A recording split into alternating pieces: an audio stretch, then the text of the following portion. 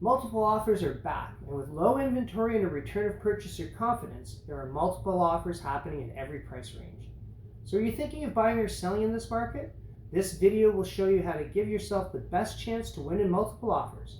There are several tactics that you can employ to make your offer stand out above the rest, and if you stick around to the end, I'll share with you my secret tactic that you won't want to miss. If this is your first time to the channel and you want to know everything about living in Mississauga and other real estate related tips, then subscribe below and tap the bell for notification so you can be the first to know about the current market in Mississauga. We get calls every day from people just like you, so whether you're looking to move in 9 days or 9 months, feel free to reach out and contact us, as all of our information is in the description box below. We'd be happy to help you make a smooth move to the city. Now let's take a closer look to see how we win at multiple offers. There are 5 main points in the agreement of purchase and sale that the buyer and seller are negotiating with one another on. In multiple offers, the more concessions that you can make in all 5 of these categories, the more attractive the offer will be to the seller. So, of course, the first one is money, right? Everybody wants as much money as possible, but in a lot of cases the money is close, and these other 4 things can sway the seller to either take something that's a little bit less, or it'll be the thing that pushes you forward if the money is close. Okay, so the first thing is the money, right? Everybody wants to, get as much money as they can, so the most money that you're able to offer, obviously the more attractive that's going to be to the seller. You want to make sure that your agent has done a great dive into the comparables, make sure that you're not getting carried away, being taken out of your comfort level. You want to make sure that you can afford what you're planning on purchasing. And in multiple offers, sometimes in the heat of the moment, people can get excited and they can overpay. So you want to make sure that you stay within your budget, that you understand what the comparables in the area are. If you have to pay, a few percent, 5% over, you'll recoup that in a year or so in the market, as appreciation normally happens at about 3 to 5%. And if you're going to live there 10 years, 3 or 5% is not going to hurt you that bad. But don't get so excited and chase and go way above where your comfort level is. Okay. Now, one of the other points that you're going to be negotiating is the deposit.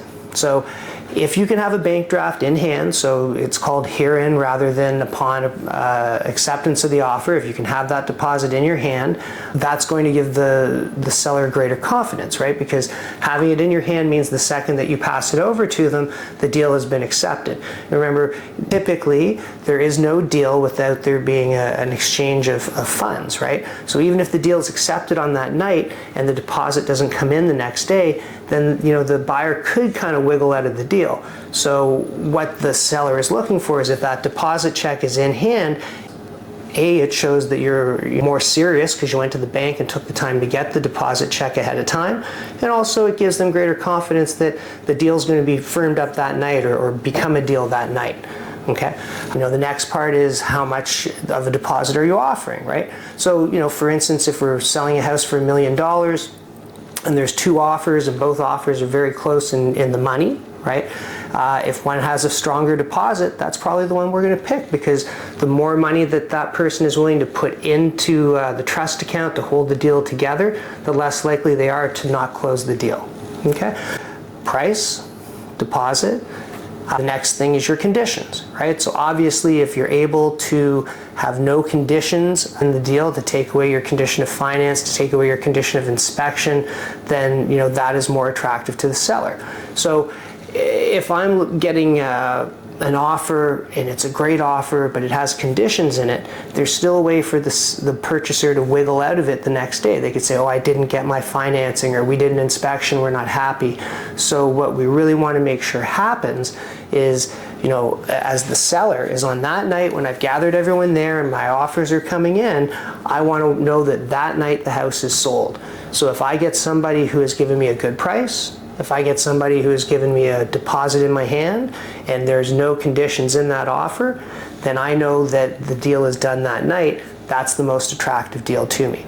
We've had many cases where, again, if you take the $1 million example, someone was offering $10,000 more or $20,000 more, but that deal had conditions, right? And the other deal had a little less money, but it had no conditions. Well, we advised our clients, and our clients decided to take the one that was less money because it was a solid, done deal that day, okay?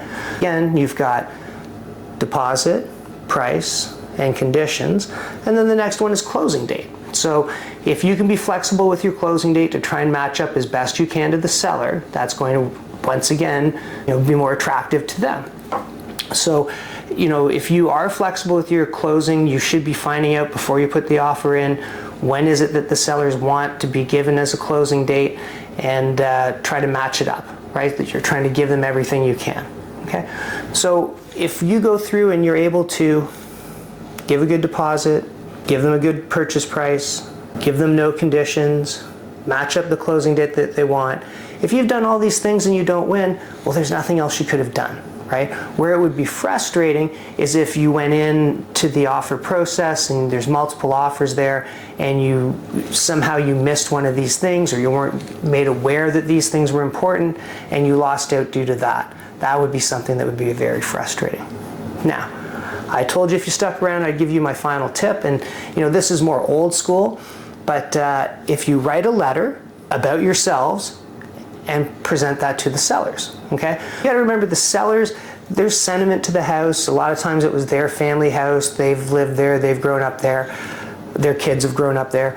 So again, if it's a nice family neighborhood and you're moving in with little kids, I've had people write a letter, send photos of their kids, let them know how excited they are to have their kids attend the same school. And again, if everything is close, if everything's almost the same, if the seller likes you better, there's a good chance that they will give you the house rather than the other person, right? So, remember, again, if we take the $1 million example, if someone offers 1.2 million and everybody else is at $1 million, all these other things don't really matter, right? But we don't see that a lot. Normally when we're having multiple offers, there's 2, 3, 4 offers and they're all very close in price. So then it's these other things that can push you over the line and make you the winner in multiple offers. So make sure you follow these 5 tips, and hopefully the next time you're putting an offer in, you're able to win. That pretty much wraps it up. The best tactics to try and win in multiple offers. We hope you found this valuable. If you've been in multiple offers and you've won or you've lost, please let us know in the comment below. Did you use any of these tactics, and did they help?